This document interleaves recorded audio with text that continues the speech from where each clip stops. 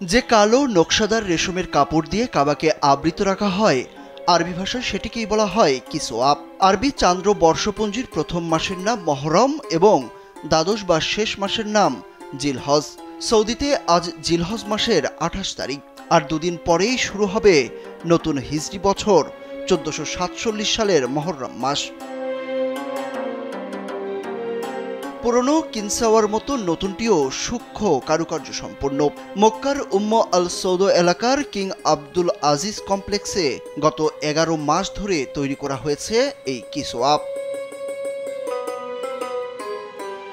নতুন কিসওয়া তৈরিতে ব্যবহার করা হয়েছে দামি রেশমের ৪৭ টুকরো কাপড়। পুরনোটির মতো নতুন কিসওয়াকেও অলঙ্কৃত করা হয়েছে কোরআনের ৬৮টি আয়াতের মাধ্যমে।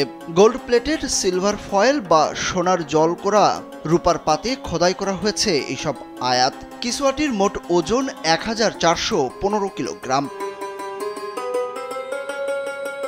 ইসলামী নতুন হিজরি সাল ১৪৪৭-এর আগমন উপলক্ষে মুসলমানদের সবচেয়ে পবিত্র মসজিদ কাবার কিসওয়া পরিবর্তন করা হচ্ছে। মক্কার কাবা এবং মদিনার মসজিদে নববী তত্ত্বাবধায়ন ও রক্ষণাবেক্ষণের দায়িত্বে থাকা সৌদি রাষ্ট্রীয় সংস্থা the general presidency for the affairs of the grand mosque and prophet mosque বুধবার এক বিবৃতিতে বিষয়টি নিশ্চিত করেছে।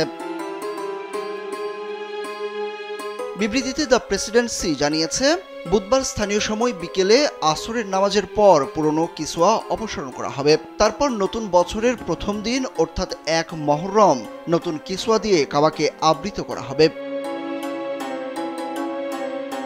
সুরুজ আহমেদ, কালবেলা।